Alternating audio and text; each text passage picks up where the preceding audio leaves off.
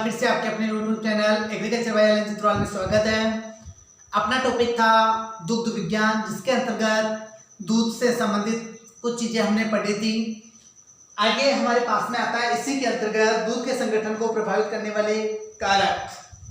सबसे पहले आज हम पढ़ेंगे दूध के संगठन को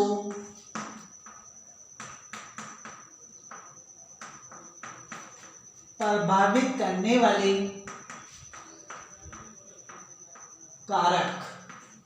दूध का संगठन हमने पढ़ा था, विभिन्न पशुओं का देखा था, गाय, भैंस, भेड़, बकरी, और साथ में मैंने आपको मनुष्य का भी पढ़ाया था।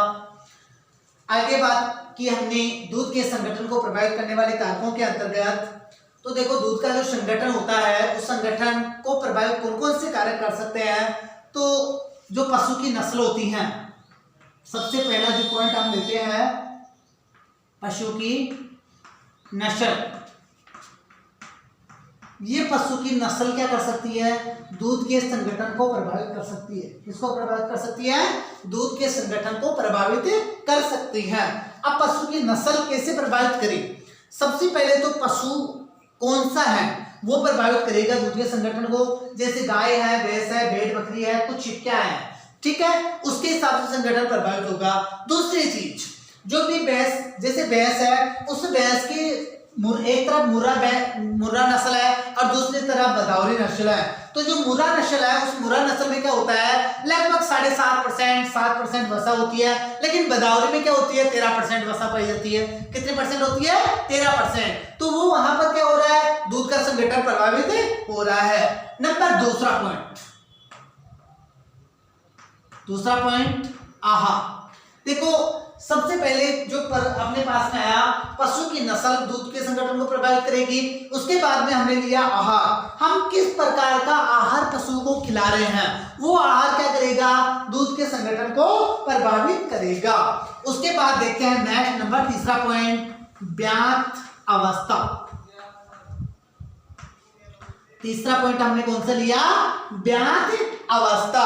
ब्यात अवस्था का मतलब ब्यात का प्रथम टाइम है या लास्ट टाइम है। जब पशु ब्याह रहा है उस टाइम पर क्या होता है, वसा कम होती है, लेकिन लास्ट में क्या होती है, वसा ज्यादा होती है। तो यहाँ पर जो ब्यात की अवस्था है, वो ब्यात की अवस्था क्या कर रही है, दूध के संगठन को प्रभावित कर रही है। ठीक है, चलो इसके बाद देखते हैं नेक्स्ट, पशु की आयु व स्वास्थ्य। नंबर चौथा पॉइंट, पशु की आयु व स्वास्थ्य। पशु की आयु क्या है, अच्छी है, वो युवा है। दूसरी चीज, उसका स्वास्थ्य सही है। उस कंडीशन में दूध क्या होगा, एक दूध की क्वालिटी होगी वो अच्छी होगी। लेकिन आयु क्या हो गई, ज्यादा हो गई, स्वास्थ्य क्या हो गया, खराब हो गया। उस कंडीशन में जो दूध का संगठन है, वो दूध का संगठन क्या हो जाएगा, प्रभावित हो जाएगा। ठीक है, चलो इसके बाद देखते हैं वसा को प्रभावित करने वाले कारक। वसा को प्रभावित करने वाले कारक जो दूध में पाई जाती है, वसा, उस वसा को कौन कौन से कारक प्रभावित कर सकते हैं। तो यहाँ दूध की जो वसा है, उस वसा को प्रभावित करने के लिए दूध निकालने की अवस्था। जो सबसे पहला पॉइंट हम लेते हैं, वो लेते हैं दूध निकालने की अवस्था। दूध निकालने की अवस्था। दूध निकालने की अवस्था का मतलब स्टार्टिंग टाइम, उसमें वसा कम होती है, और जैसे जैसे लास्ट टाइम हम दूध निकालते हैं उस समय क्या होती है, वसा ज्यादा होती है। तो दूध निकालने की अवस्था भी क्या करेगी, वसा को प्रभावित करेगी। तो यहाँ पर जैसे हमने बताया, जब आप दूध निकालना प्रारंभ करते हो उस प्रारंभ के समय में दूध में मात्र और मात्र कितनी वसा पाई जाती है? 1% पाई जाती है। लेकिन बात करें कि हमने दूध के अंतिम समय यानी दूध हम निकाल रहे हैं उसका अंतिम पीरियड होगा, उस समय दूध में कितनी वसा होती है? 8% वसा होती है। तो यहाँ पर हमने बताया कि दूध निकालने की अवस्था हो रही है, वो क्या कर रही है? वसा को प्रभावित कर रही है। उसके बाद में दूसरा दूध निकालने की विधि, दूध निकालने की विधि है, वो दूध निकालने की विधि भी क्या करेगी? दूध में वसा को प्रभावित करेगी। ठीक है, अब कैसे करेगी? जैसे आपने क्या किया, अंगूठा विधि काम में ली या चुटकी विधि काम में ली, जो भी हाथ से आप दूध निकाले हो उसमें क्या होगी? वसा ज्यादा होगी। लेकिन आप दूध किससे निकाले हो? मशीन से निकाल रहे हो, उस कंडीशन में दूध में क्या हो जाती है? वसा की मात्रा कम हो जाती है। ठीक है, चलो इसके बाद नेक्स्ट देखते हैं हम दूध दोहने की विधियां। नेक्स्ट हमारे पास में आया दूध दोहने की विधियां। दूध दोहने का मतलब दूध निकालने की विधियां या दोहना शब्द हम काम में लेते हैं।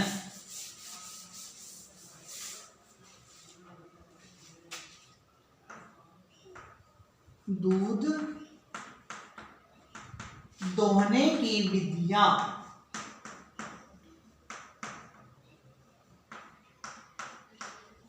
दूध किन विधियों के द्वारा निकालते हैं?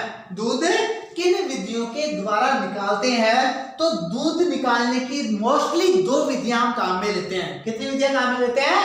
दो विधियां हम काम में लेते हैं, एक हाथ विधि और दूसरी मशीन विधि। ठीक है, आगे समझ में? एक हम क्या करते हैं छोटे स्तर पर, अपने ग्रामीण स्तर पर क्या करते हैं? हाथों से दूध निकालते हैं। लेकिन जो भी बड़े बड़े फार्म होते हैं उन बड़े बड़े फार्मों पर क्या किया जाता है? मशीन के द्वारा दूध निकाला जाता है। तो यहाँ पर हमारे पास में पहली जो विधि आई वो कौन सी आ गई? हाथों द्वारा। पहली विधि हमारे पास में कौन सी आ गई? हाथों द्वारा। अब इस हाथों द्वारा में भी हम क्या करते हैं? देखो दो तीन चीजें काम में लेते हैं, चुटकी विधि लेते हैं, अंगूठा विधि लेते हैं, पूर्ण हस्त विधि काम में लेते हैं। तो इस हाथों के द्वारा भी पहली जो विधि हमारे पास में आ गई वो आ गई हमारे पास में अंगूठा विधि।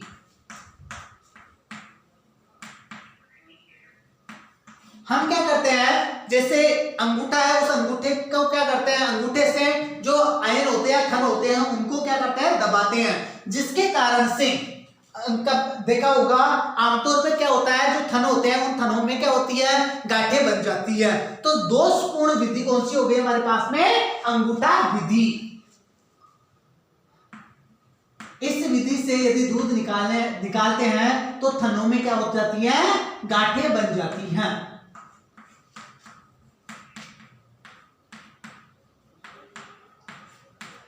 ठीक है, क्वेश्चन से यदि पूछा जाता है कि दूध निकालने की दोषपूर्ण विधि कौन सी है,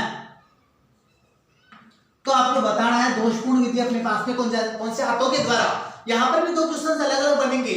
यदि आपको हाथों द्वारा और दूसरा आपके मशीन द्वारा आता है तो मशीन द्वारा जो विधि है वो दोषपूर्ण है। लेकिन यहां पर मैंने आपको कहा कि हाथों के द्वारा हमने काम में लिया अंगूठा विधि, दूसरी चुटकी विधि काम में लेंगे और तीसरी पूर्ण हस्त विधि काम में लेंगे।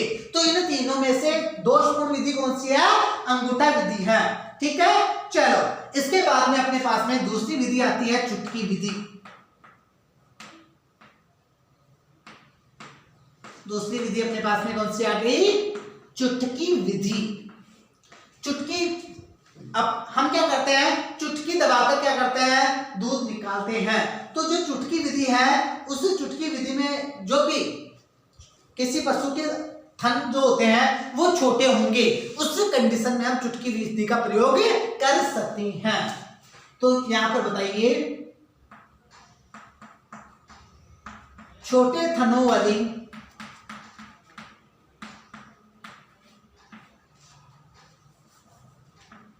पशु में दूध निकालने की विधि।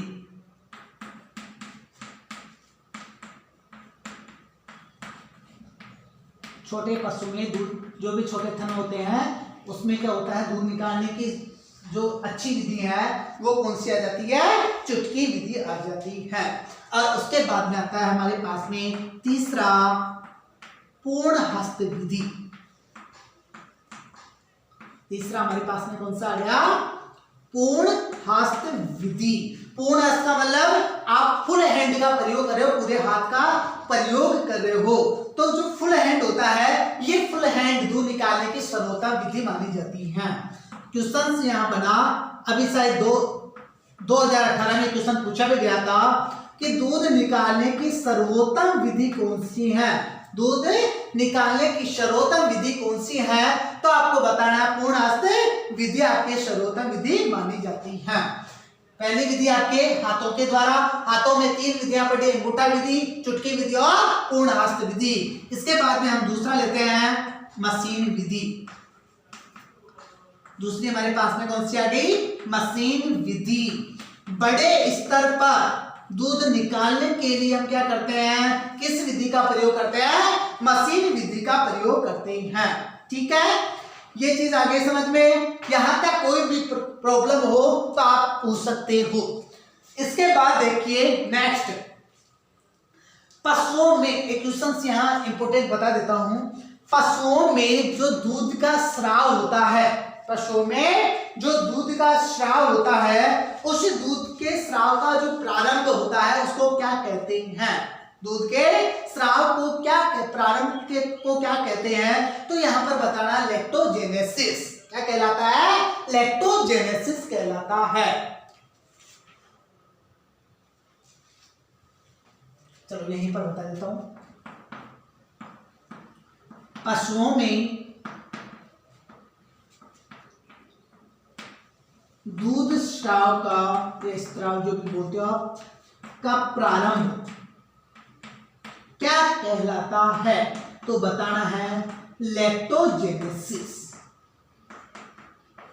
क्या कहलाता है, लैक्टोजेनेसिस। जेड के लिए तो चलो ठीक है, हो सकता है ये नहीं पूछे, लेकिन आगे यदि हम सुपरवाइजर की या डब्ल्यू की जो भी तैयारी कर रहे हैं उसके लिए वेरी इंपॉर्टेंट क्वेश्चन कि पशुओं में दूध का प्रारंभ क्या कहलाता है, दूध का जो स्राव होता है उसका प्रारंभ क्या कहलाता है, उसको हम क्या कहते हैं, लैक्टोजेनेसिस कहते हैं। उसके बाद में 2-3 हार्मोन्स के नाम बता रहा हूं। ये हार्मोन्स के नाम बहुत इंपॉर्टेंट है, इनको थोड़ा सा माइंड में आप डाल लेना। देखो यहाँ पर नंबर पहला जो हार्मोन आया वो लेता हूं मैं प्रोलैक्टिन। कौन सा हार्मोन लेता हूं, 2-3 नाम बता देता हूं, चलो उसके बाद में बात करता हूं।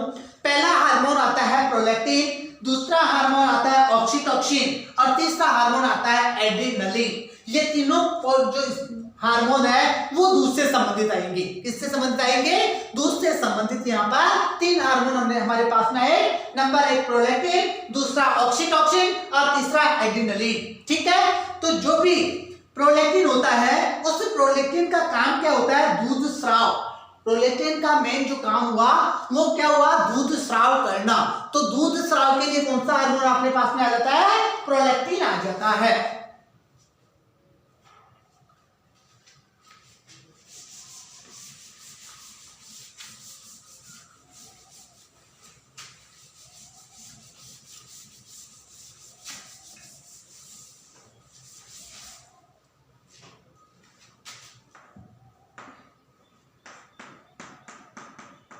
दूध स्राव के लिए उत्तरदायी हार्मोन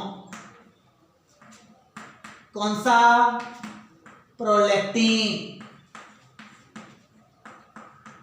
ठीक है, एक क्वेश्चन समझ में आ गया। दूध स्राव के लिए कौन सा हार्मोन उत्तरदायी, प्रोलैक्टिन। उसके बाद में दूसरा क्वेश्चन बनता है दूध उतारने के लिए उत्तरदायी हार्मोन, तो यहां पर बताना है ऑक्सीटोसिन। हमारे पास में नेक्स्ट जो हार्मोन आया वो कौन सा आ गया, ऑक्सीटोसिन। और ऑक्सीटोसिन का मेन काम क्या होता है, दूध को उतारने के लिए, यानी सिंपल शब्द हम काम में लेते हैं पाउषना। क्या शब्द काम में लेते हैं? पाउशना। दूध को पाउशने के लिए कौन सा हार्मोन काम में लिया जाता है? तो बताना है ऑक्सीटॉसिन। हम क्या करते हैं, कभी कभी हमारा पशु पाउशता नहीं है, दूध उतारता नहीं है, उसके कंडीशन में हम ऑक्सीटॉसिन हार्मोन का क्या करते हैं? इंजेक्शन लगाते हैं। तो जो भी ऑक्सीटॉसिन है, इस ऑक्सीटॉसिन का प्रभाव कितने मिनट में देखने को मिलता है? ये क्वेश्चन फिर नेक्स्ट बनता है यहां पर। ऑक्सीटॉसिन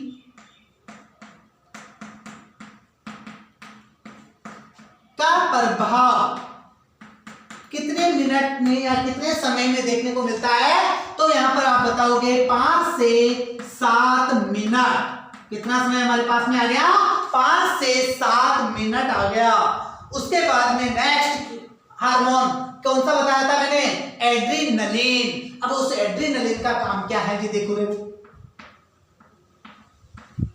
एड्रीनलिन, पहला प्रोलैक्टिन, दूसरा ऑक्सीटॉसिन और तीसरा एड्रीनलिन।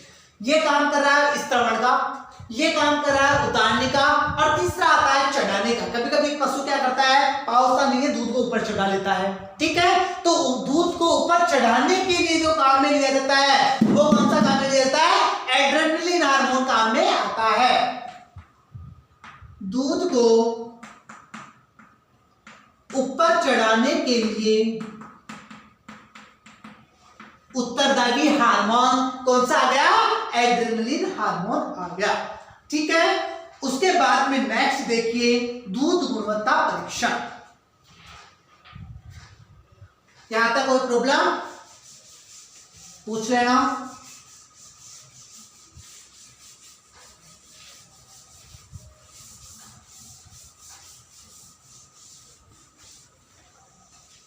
ज्यादा से ज्यादा वीडियो को देखिए, लाइक कीजिए, शेयर कीजिए, ताकि आपके जो भी अन्य साथी हैं उन तक ये चीज पहुंच सके और ज्यादा से ज्यादा सबको लाभ पहुंचे। मैं यही चाहता हूं, मेरी बस एक ही ख्वाहिश है कि जो भी मेरे स्टूडेंट्स हैं, जहां तक ये वीडियो पहुंच रहा है वो कंप्लीट, यानी जो भी एग्रीकल्चर से संबंधित कोई भी चीज है उनकी क्लियर हो सके। ठीक है, तो नेक्स्ट देखते हैं दूध गुणवत्ता परीक्षण।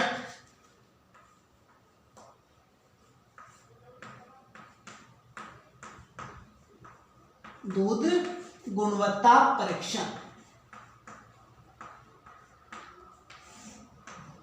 दूसरी चीज, चलो इस चीज को बताने से पहले मैं थोड़ा सा आपको एक चीज और बता देता हूं। जब मैं आपके लिए इतनी मेहनत कर सकता हूं तो आप तो नहीं कर सकते। इंसान को मेरा मानना यह है कि इंसान को कर्म करना चाहिए और कभी भी फल की इच्छा नहीं करनी चाहिए। ज्यादा से ज्यादा उसको पढ़ने की कोशिश करनी चाहिए। एक बार कोई चीज समझ में नहीं आ रही है, दोबारा समझो, नहीं आ रही है पूछो। भाई ऐसा थोड़ी है कि पूछने से कोई चीज ऐसा हो जाएगा कि यार हमने तो पूछ लिया या सर मना कर देंगे पूछने के लिए। ऐसा कुछ नहीं है, सर कभी मना नहीं करेंगे पूछने के लिए। एनी टाइम यदि आप एजुकेशन से संबंधित कोई भी चीज, एग्रीकल्चर से संबंधित कोई भी चीज आप पूछने के लिए कॉल करते हो तो आप बेझिझक पूछिए, कॉल कीजिए, आपको कभी कोई चीज के लिए मना नहीं किया जाएगा। ठीक है, दूसरी चीज मैं ये चाहता हूं कि जब यहां पर क्लास में ले रहा होता हूं तो आप वो चीज कीजिए, एक एक चीज को देखते चले जाइए, और एक एक चीज को आप देखोगे तो आपकी कोई भी चीज अधूरी नहीं रहेगी। और फिर भी यदि आपके समझ में नहीं आती है, एक एक चीज देखने के बाद में भी नहीं आती है, तो मैंने आपको सिंपल सी बताया है। इस क्लास के अंतर्गत आप कमेंट्स करके मेरे व्हाट्सएप नंबर पे मैसेज करके या कॉल करके मुझसे कांटेक्ट कर सकते हो और वो चीज समझ सकते हो। ठीक है, तो आगे हमारे पास में नेक्स्ट जो आया दूध गुणवत्ता परीक्षण। हमारे पास में नेक्स्ट टॉपिक क्या है? दूध गुणवत्ता परीक्षण। दूध गुणवत्ता परीक्षण का मतलब क्या है? दूध की जो क्वालिटी होती है उस क्वालिटी को जांचने के लिए हमारे को कौन कौन से टेस्ट करने चाहिए। दूध की क्वालिटी को जांचने के लिए कि दूध खराब तो नहीं है, दूध में किसी प्रकार की मिलावट तो नहीं है, उसको जांचने के लिए जो परीक्षण किया जाता है, जो टेस्ट किया जाता है, उसको हम क्या कहते हैं, दूध गुणवत्ता परीक्षण कहते हैं। अब इसके अंतर्गत पहला परीक्षण आता है ज्ञानेंद्रिय परीक्षण।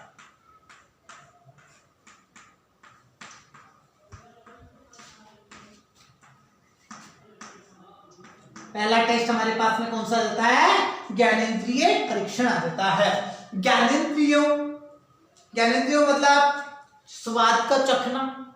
भाई सिंपल सी बात है, दूध का स्वाद कैसा है, दूध का रंग कैसा है, ये सारी चीजें हमारी ज्ञानेंद्रिय तो बताती है। ठीक है, तो दूध को चख कर हम क्या कर सकते हैं, गुणवत्ता का पता लगा सकते हैं। दूध को देखकर हम पता लगा सकते हैं, दूध को सूंघ कर पता लगा सकते हैं। अरे कुछ समय पश्चात दूध क्या हो जाता है, खट्टा होने लग जाता है। तो दूध में क्या हो जाता है, खटास अपने को पता चल जाती है, उसकी गंध से पता चल जाता है कि दूध क्या हो गया, खट्टा हो गया। तो वो क्या हुआ, ज्ञानेंद्रिय टेस्ट हुआ। क्या हो गया, ज्ञानेंद्रिय टेस्ट हो गया। तो यहां पर बताइए, दूध को देखकर, सूंघकर और चखकर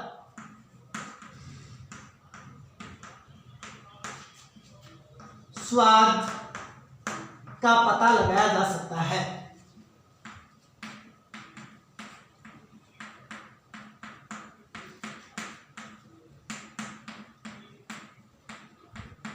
ठीक है, दूध की जो भी क्वालिटी है उस क्वालिटी का पता लगाया जा सकता है। स्वाद का यहां पर एक शब्द और काम में ले लीजिए, शुद्धता का पता लगाया जा सकता है। ठीक है, क्योंकि स्वाद ओनली आप क्या करोगे, चख कर पता लगा सकते हो, लेकिन टोटल जो चीजें उसकी शुद्धता का, खट्टा है या मीठा है दूध, उसका कंप्लीट चीज जो भी देख, उसका कलर कैसा है, उसमें किसी प्रकार की मिलावट तो नहीं है, तो वो सारी चीजें देख सकते हैं अपन, सूंघ सकते हैं और चख सकते हैं। ठीक है, उसके बाद में इसी के अंतर्गत एक चीज क्वेश्चन फिर बनता है, मैंने अभी क्या कहा था, कलर, कि दूध का कलर कैसा है।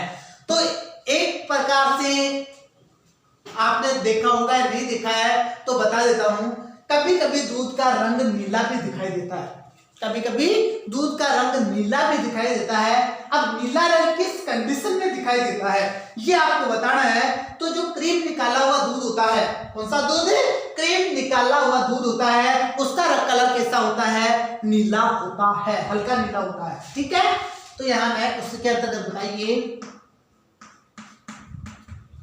क्रीम निकाला हुआ दूध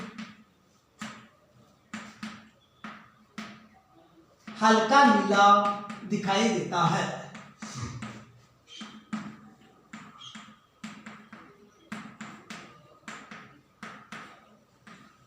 आगे समझ में, चल पहला टेस्ट हमने, हमारे पास में कौन सा आ गया, ज्ञानेंद्रिय टेस्ट आ गया। उसके बाद में नंबर दूसरा लेते हैं, उबालने पर फटने का टेस्ट। उबालने पर फटने का परीक्षण, टेस्ट बोल दो, परीक्षण बोल दो, और इंग्लिश में कहते हैं COB। अब इस COB का मतलब क्या है, ठीक है, तो COB का मतलब होता है Claude of boiling, Claude of boiling. पूरा नाम अपने पास में क्या आया, उबालने पर फटने का परीक्षण, उबालने पर फटने का परीक्षण या COB test, clot of boiling test, यह अपने पास में आया। अब देखो, उबालने पर फटने का टेस्ट क्या होता है, दूध को हम उबाल रहे हैं और उबालने की कंडीशन में दूध कभी कभी फट जाता है, तो उसका रीजन क्या होता है। देखो, दूध को उबालने पर फट जाता है, इट मींस उसमें क्या हो गया, उसमें अम्लता ज्यादा हो गई। क्या हो गई, अम्लता ज्यादा हो गई। तो यहां पर दूध में खीस की उपस्थिति का पता लगाने के लिए हम कौन सा टेस्ट कर रहे हैं, उबालने पर फटने का टेस्ट कर रहे हैं। दूध में खीस की मिलावट का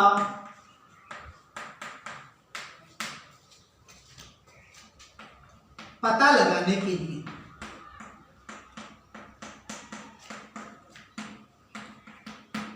बेटा ये चीजें कोई भी नहीं बताता है, इतना कुछ भी नहीं होता है, तो थोड़ा सा अच्छे से इसको देखो। दूध में खीस की मिलावट का पता लगाने के लिए कौन सा टेस्ट किया जा रहा है? COB टेस्ट, क्लॉट और बॉइलिंग टेस्ट, उबालने पर फटने का टेस्ट।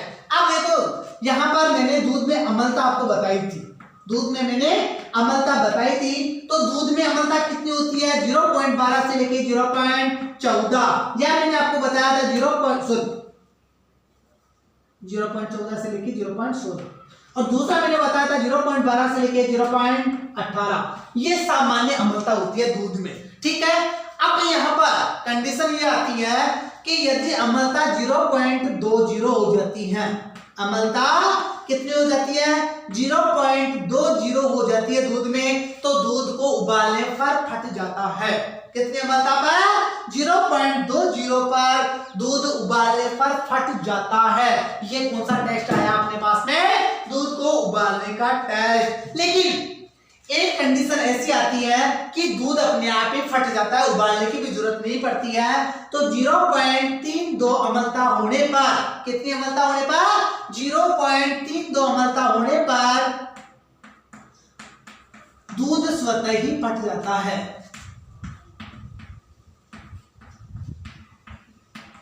दूध स्वतः ही फट जाएगा। कब? उसकी अम्लता कितनी हो जाएगी? 0.32 हो जाएगी। उस कंडीशन में दूध स्वतः ही फट जाएगा। ये अपने पास में कौन सा टेस्ट हुआ? COB test. उसके बाद नेक्स्ट चलिए नंबर तीसरा टेस्ट हम लेते हैं। ये आपके केमिस्ट्री में सीनियर की बात करें तो केमिस्ट्री में प्रैक्टिकल के रूप में भी पूछे जाते हैं क्वेश्चन, क्योंकि सीनियर में, एग्रीकल्चर सीनियर में क्या है, आपके दूध से संबंधित लेसन है, तो वहां पर भी ये चीजें आती हैं। नेक्स्ट तीसरा टेस्ट अपने पास में आया, दूध का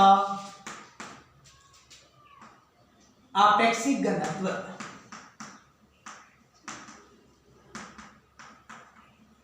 तीसरा टेस्ट हमारे पास में कौन सा है? दूध का आपेक्षिक घनत्व।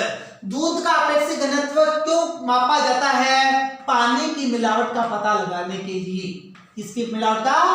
पानी की मिलावट का पता लगाने के लिए हम कौन सा टेस्ट करते हैं? आपेक्षिक घनत्व करते हैं।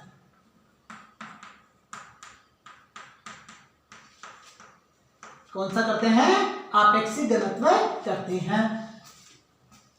अब यहां देखिए आपेक्षिक घनत्व वैसे मैं बता चुका, गाय और भैंस का कितना था, ठीक है, वो चीज हमने देख ली थी। दूध का आपेक्षिक घनत्व ज्ञात करने के लिए कौन सा यंत्र काम में लिया जाता है? तो यहां आपको बताना है दूध का आपेक्षिक घनत्व आप यदि काम में दूध का आपेक्षिक घनत्व माप रहे हो, उसके लिए हमारे को क्या काम में लेना है? लेक्टोमीटर काम में लेना है। क्या कौन सा यंत्र काम में लेना है? लेक्टोमीटर यंत्र काम में लेना है। और इस लेक्टोमीटर के ऊपर कितने अंक तक अंकित होते हैं? तो यहां बताना 0 से 40 अंक अंकित होते हैं। कितने अंक अंकित होते हैं? 0 से 40 अंक अंकित होते हैं। यानी लेक्टोमीटर जो होती है, एक नली होती है, उसके ऊपर अंक कितने अंकित होते हैं, ये इंपॉर्टेंट यहाँ पे क्वेश्चन बनता है कि कितने अंक होते हैं। तो 0 से 40 अंक अंकित होते हैं। आपेक्षिक घनत्व ज्ञात करने का सूत्र हम देखते हैं। तो देखो आपेक्षिक घनत्व ज्ञात करने का सूत्र 1 प्लस CLR बटा 1000, 1 प्लस CLR बटा 1000। अब इस CLR का मतलब क्या है? ठीक है, तो CLR का मतलब होता है संशोधित लेक्टोमीटर पाठ्यांक। संशोधित लेक्टोमीटर पाठ्यांक।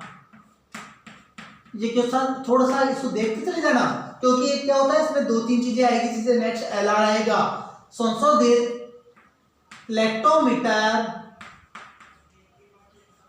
पाठ्यांक मतलब संशोधित लेक्टोमीटर रीडिंग CLR।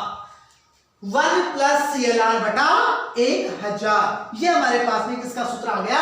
आपेक्षिक घनत्व ज्ञात करने का सूत्र आ गया। अब देखो आपेक्षिक घनत्व ज्ञात करने का सूत्र हमारे पास में था 1 + CLR बटा 1000। यहां पर आपको ये ध्यान रखना है, नेक्स्ट अपने पास में आता है इसी के अंतर्गत ये सूत्र था, इस सूत्र को अपन आगे चलते हैं तो हमारे पास में आता है LR। क्या आता है? LR। ये LR कैसे निकालते हैं? ये LR हम कैसे निकालते हैं? तो देखो LR हमारे को निकालना होता है तो यहां पर हमारे पास में होता है OLR प्लस 0.5, LR प्लस 0.5, या इस 0.5 को न लिखकर इसको हम संशोधन कारक भी कह सकते हैं। यहां क्या लिख सकते हैं? संशोधन कारक। हालांकि ये कुछ भी नहीं करना होता है, आपके OLR में क्या जोड़ना होता है? 0.5 जोड़ना होता है। उस कंडीशन में हमारे पास में क्या आ जाती है? LR आ जाती है। क्या आ जाती है? LR आ जाती है। अब इस OLR का मतलब क्या होता है? अवलोकित लेक्टोमीटर पाठ्यांक। क्या होता है? अवलोकित लेक्टोमीटर पाठ्यांक। अवलोकित लेक्टोमीटर पाठ्यांक। CLR संशोधित लेक्टोमीटर पाठ्यांक और OLR का मतलब क्या हो गया? अवलोकित लेक्टोमीटर पाठ्यांक हो गया। ठीक है। अब यहां पर हमारे को नेक्स्ट निकालना है CLR। ये CLR हम कैसे निकालें? तो देखो CLR निकालने के लिए हमारे पास में नेक्स्ट जो सूत्र बना CLR बराबर LR प्लस तापक्रम संशोधन,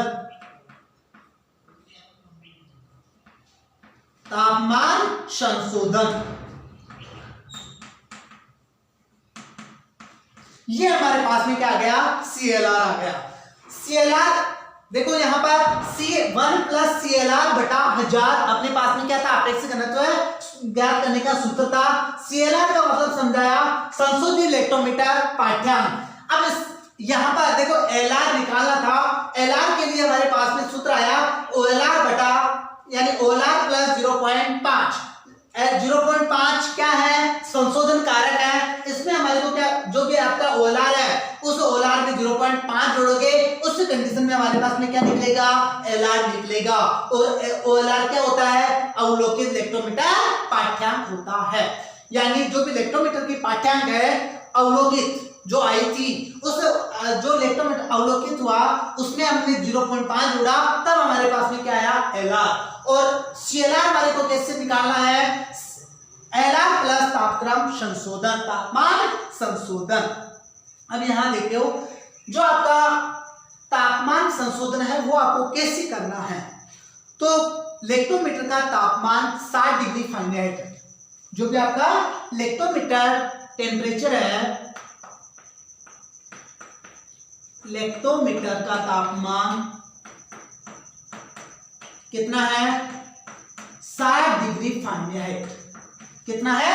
60 डिग्री फारेनहाइट है। और दूध का तापमान क्या है?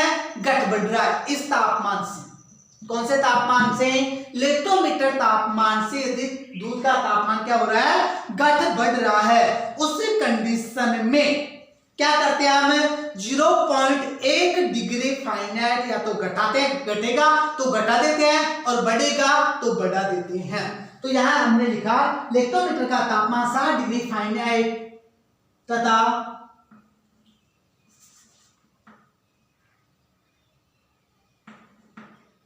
होने पर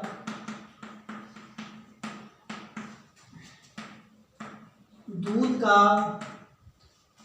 तापमान घटने बढ़ने पर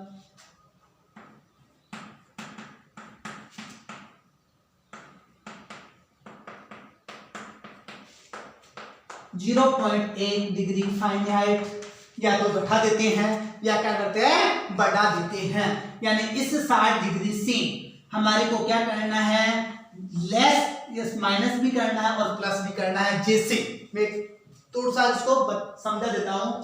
मैंने कहा कि इलेक्ट्रोमीटर का तापमान तो कितना है 60 डिग्री फारेनहाइट है, दूध का तापमान कितना है 65 डिग्री फारेनहाइट, कितना है 65 डिग्री फारेनहाइट, मतलब कितना टेम्परेचर जा रहा है 5 डिग्री जा रहा है, 5 डिग्री बढ़ रहा है। तो प्रति डिग्री के ऊपर क्या कर दोगे माइनस प्लस करोगे यहाँ पर क्योंकि बढ़ रहा है, प्लस 0.1 जोड़ोगे, 5 डिग्री हुआ मतलब 0.5 जोड़ा। ऐसे ही क्या हुआ इलेक्ट्रोमीटर का तापमान तो 60 डिग्री फारेनहाइट, लेकिन दूध का टेम्परेचर क्या है 55 डिग्री फारेनहाइट है, उस कंडीशन में क्या होगा 0.5 घट जाएंगे, कितना घट जाएगा 0.5 घट जाएगा। लेकिन टेम्परेचर किस में है, अब यहाँ तो फारेनहाइट में था लेकिन किस में है डिग्री सेंटीग्रेड में है।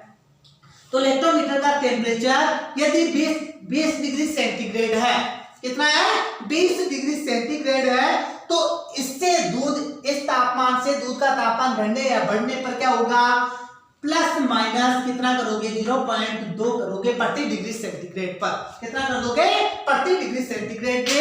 इसको भी समझ लीजिए, इलेक्ट्रोमीटर का तापमान था 20 डिग्री सेंटीग्रेड, दूध का तापमान था 22 डिग्री सेंटीग्रेड, उस कंडीशन में 2 डिग्री सेंटीग्रेड दूध का किसका तापमान बढ़ा, दूध का तापमान बढ़ा, यानी वहां पर 0.2 क्या कर दोगे बढ़ा दोगे। ठीक है, यहां तक कोई दिक्कत? ये क्वेश्चंस बहुत इंपॉर्टेंट क्वेश्चंस बनता है यहाँ पर, क्योंकि आपके सीनियर में प्रैक्टिकल के रूप में भी आता है। यदि आप कॉलेज में जा रहे हो वहां पर भी आपके ये क्या होता है एनिमल का जो भी प्रैक्टिकल होता है वहां पर ये क्वेश्चंस निकलवाया जाता है, तो थोड़ा सा आप इसको अच्छी तरह से देखिए। अब देखो आपेक्षिक घनत्व के ऊपर क्या प्रभाव पड़ा, तो आपेक्षिक घनत्व यदि कम होगा उस कंडीशन में पानी की मिलावट है, और ज्यादा होगा तो सेपरेटा दूध की मिलावट है। यदि कम है आपेक्षिक घनत्व कितना 1.028 से लेके 1.030 किसका था गाय के दूध का आपेक्षिक घनत्व है। इससे दूध आपेक्षिक घनत्व यदि कम है तो उसमें पानी की मिलावट है, और यदि आपेक्षिक घनत्व ज्यादा हो रहा है इसका मतलब उसमें सेपरेटा दूध की मिलावट है। आपेक्षिक घनत्व कम होने पर पानी की मिलावट तथा अधिक होने पर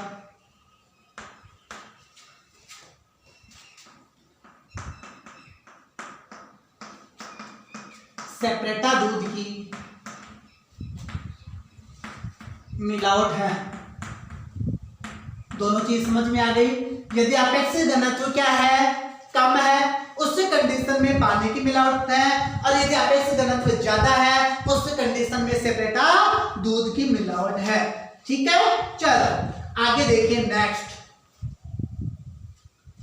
अम्लता परीक्षण। नेक्स्ट टेस्ट हमारे पास में कौन सा रहता है अम्लता परीक्षण।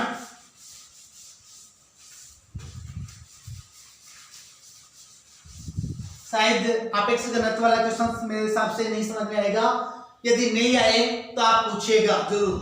ठीक है, नेक्स्ट परीक्षण हमारे पास में कौन सा है अम्लता परीक्षण।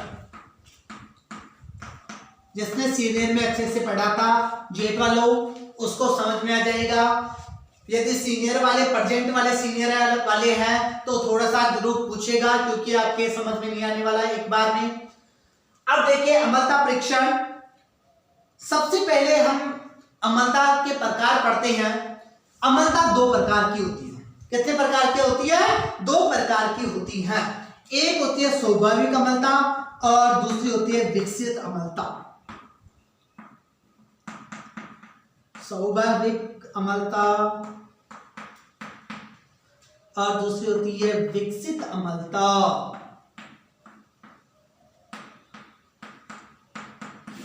हाँ, एक थोड़ा सा, जब तक फोड़ेंगे नहीं तब तक छोड़ेंगे नहीं, मतलब जब तक समझ में नहीं आएगा तब तक नहीं छोड़ेंगे किसी भी कंडीशन में।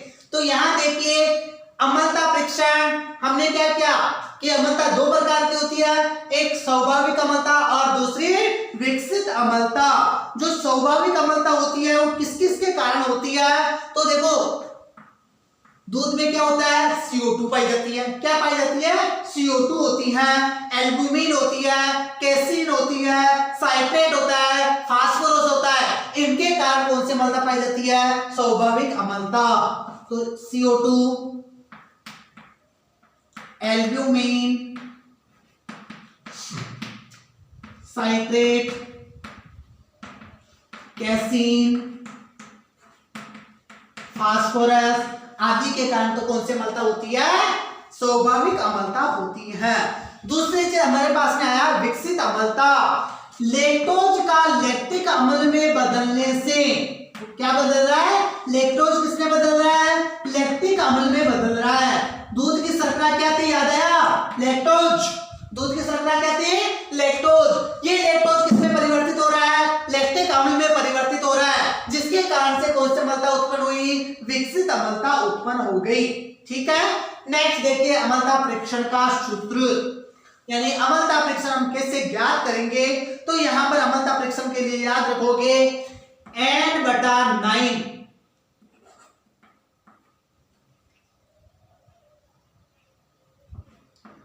NaOH, N/9 NaOH। ये किसमें आया, ml में। किसमें आया, ml के अंतर्गत आया। दूसरी चीज, इसको मल्टीप्लाई किससे करोगे, तो देखो इसको मल्टीप्लाई करना है 0.01 से।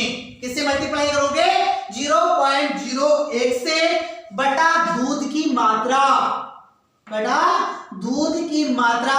दूध हमारे को ml के अंतर्गत ही लेना है, इंटू 100, यानी NaOH कौन सा है, N/9 ml में ले लिया, 0.01 से इसको मल्टीप्लाई किया। दूध की मात्रा हम काम में ले रहे हैं और इसको 100 से मल्टीप्लाई करोगे।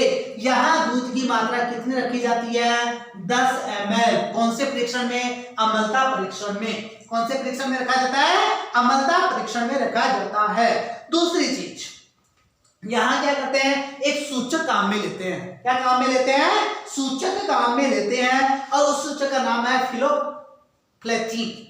सूचक का नाम क्या है, फिनोफ्लेथीन।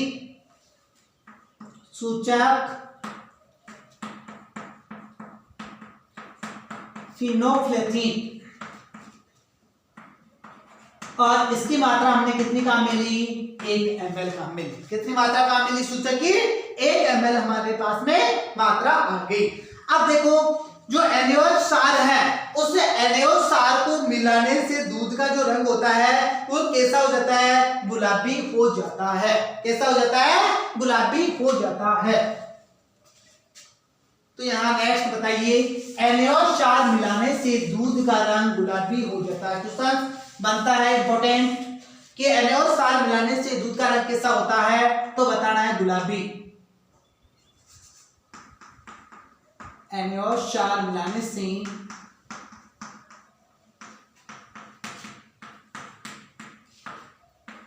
दूध का रंग कैसा हो जाता है, गुलाबी हो जाता है। ठीक है, चलो इसके बाद नेक्स्ट देखते हैं वसा परीक्षण। नेक्स्ट टेस्ट हमारे पास में कौन सा आ गया, वसा परीक्षण।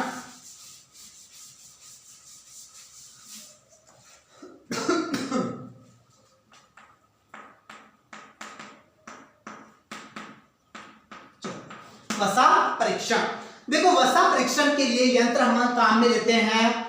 अब एक यंत्र में बता चुका, अपेक्षित घनत्व के लिए कौन सा काम में लिया था, लेक्टोमीटर, और यहां वसा परीक्षण के लिए काम में लेते हैं ब्यूटाइरोमीटर। कौन सा काम में लेते हैं, ब्यूटाइरोमीटर। लेक्टोमीटर पर 0 से 40 अंक अंकित है, ब्यूटाइरोमीटर पर 0 से 10 अंक अंकित होते हैं। कितने अंक अंकित होते हैं, 0 से 10 अंक अंकित होते हैं। यानी ब्यूटाइरोमीटर क्या होती है, कांच की नली होती है, और उस कांच की नली पर क्या होते हैं, 0 से 10 अंक अंकित होते हैं। यहां देखो मशीन के लिए आपने देखा होगा, प्रेजेंट में तो नहीं, लेकिन पहले के टाइम पर क्या होता, एक गोल मशीन होती थी जिसको गर्बर मशीन के नाम से जानते थे। किस नाम से जानते थे, गर्बर मशीन के नाम से जानते थे। ब्यूटाइरोमीटर को उसके गर्बर मशीन में डाला जाता था और उस मशीन को घुमाया जाता था। उस मशीन के 1100 चक्कर प्रति मिनट रखे जाते थे, उसको 5 मिनट के लिए घुमाया जाता था और उस कंडीशन में उस ब्यूटाइरोमीटर की सहायता से हम क्या निकालते थे, फेट निकालते थे। तो यहाँ देखिए मशीन कौन सी काम में ले रहे हो, गर्बर मशीन, गर्बर मशीन हम काम में ले रहे हैं और इस गर्बर मशीन को कितने चक्कर लगाने चाहिए प्रति मिनट, 1100 चक्कर प्रति मिनट। कितने मिनट के लिए घुमाया जाता है, समय 5 मिनट और अपने आप ही आपको 5 मिनट घुमाना है, मतलब अपने पास में चक्कर प्रति आरपीएम कितना हो गया प्रति मिनट, 5500 हो गए, 5500 हो गए। दूसरी क्वेश्चन यहाँ ये बनता है कि जो गर्बर मशीन होती है वो कौन से बल पर कार्य करती है, तो यहां बताना अपकेंद्रीय बल पर कार्य करती है। यह है अपकेंद्रीय बल के सिद्धांत पर कार्य करती है। कौन से बल के सिद्धांत पर कार्य करती है, अपकेंद्रीय बल सिद्ध जो बल होता है उसके सिद्धांत पर कार्य करती है। जो ब्यूटाइरोमीटर होता है उसमें 3 चीजें डाली जाती है। कितनी चीजें डाली जाती है, 3 चीजें डाली जाती है। देखो एक हम काम में लेते हैं H2SO4, दूसरा काम में लेते हैं हम दूध और तीसरा काम में लेते हैं एल्कोहल। क्या क्या काम में लिया, H2SO4 हमने काम में लिया, नंबर दूसरी चीज हमने दूध काम में लिया और नंबर तीसरी चीज हमने एल्कोहल काम में ली। यहाँ देखिए H2SO4 होता है, उससे H2SO4 की मात्रा हम काम में लेते हैं 10 ml। कितनी काम में लेते हैं, 10 ml। दूसरी चीज हम काम में लिया हमने दूध, दूध की मात्रा रखी जाती है 10.75 ml और तीसरा काम में लिया एल्कोहल, इस एल्कोहल की मात्रा हम काम में लेते हैं 1 ml। जो भी अम्लता परीक्षण था उस अम्लता परीक्षण में दूध की मात्रा रखी थी 10 ml और वसा परीक्षण में दूध की मात्रा हम रख रहे हैं 10.75 ml। नेक्स्ट परीक्षण SNF परीक्षण, हमारे पास में नेक्स्ट परीक्षण कौन सा आ गया, SNF परीक्षण।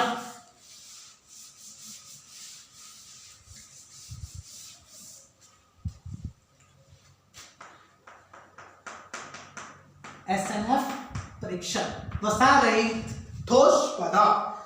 देखो जो भी आपके दूध होता है उस दूध में पानी मिलाने पर SNF क्या हो जाती है, कम हो जाती है और सेपरेटा दूध यदि आप मिला देते हो तो SNF में वृद्धि हो जाती है। तो ये चीज थोड़ा सा आप ध्यान रखोगे, दूध में पानी मिलाने पर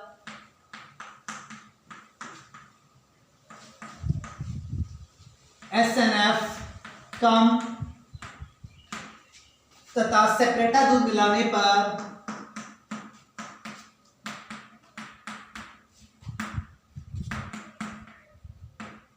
सेपरेटा दूध मिलाने पर SNF में वृद्धि देखने को मिलती है। यदि पानी मिला रहे हो SNF क्या होगी, कम होगी और यदि आप उसमें सेपरेटा दूध मिला रहे हो तो क्या होगा, आपके उसमें SNF में वृद्धि हो जाएगी। ठीक है, उसके बाद नेक्स्ट देखिए हंसा परीक्षण। ये छोटे छोटे 2-3 परीक्षण है, मोस्टली आपको मैंने बता दिए, लेकिन क्वेश्चंस यहां से भी पूछ लिए जाते हैं कभी कभी। नेक्स्ट परीक्षण हमारे पास में कौन सा आ गया, हंसा परीक्षण, हंसा टेस्ट। देखो जो हंसा टेस्ट होता है उसका यूज हम करते हैं भैंस के दूध में गाय के दूध की मिलावट का पता लगाने के लिए। भैंस के दूध में गाय के दूध का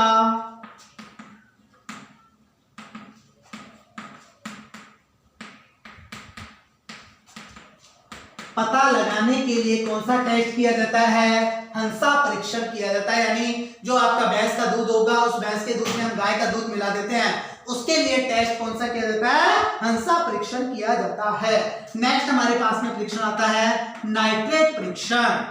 कौन सा परीक्षण आ जाता है, नाइट्रेट परीक्षण। आप जो दूध है उस दूध में वर्षा जल की मिलावट का पता लगाते हैं, दूध में वर्षा जल की मिलावट का पता लगाने के लिए कौन सा टेस्ट किया जाता है? नाइट्रेट टेस्ट किया जाता है। उसके बाद में हमारे पास में आया नेक्स्ट आयोडीन टेस्ट, आयोडीन परीक्षण। नेक्स्ट परीक्षण कौन सा आ गया? आयोडीन परीक्षण। दूध में स्टार्च की मिलावट का पता लगाने के लिए, दूध में स्टार्च की मिलावट का पता लगाने के लिए कौन सा टेस्ट किया जाता है? आयोडीन परीक्षण किया जाता है। नेक्स्ट है पोलेरीमीटर परीक्षण, पोलेरीमीटर परीक्षण। दूध में चीनी की मिलावट का पता लगाने के लिए, दूध में चीनी की मिलावट का पता लगाने के लिए जो टेस्ट किया जाता है उसको पोलेरीमीटर परीक्षण कहते हैं। ठीक है, ये आपके क्या है? दूध से संबंधित परीक्षण हो गए। आज के लेक्चर में इतना ही। फिर एक चीज थोड़ा सा, जब तक फोड़ेंगे नहीं तब तक छोड़ेंगे नहीं। इट मीन्स जब तक हमारी कोई चीज क्लियर नहीं हो जाती तब तक उस चीज को हम छोड़ेंगे किसी भी कंडीशन में नहीं। Okay, thank you.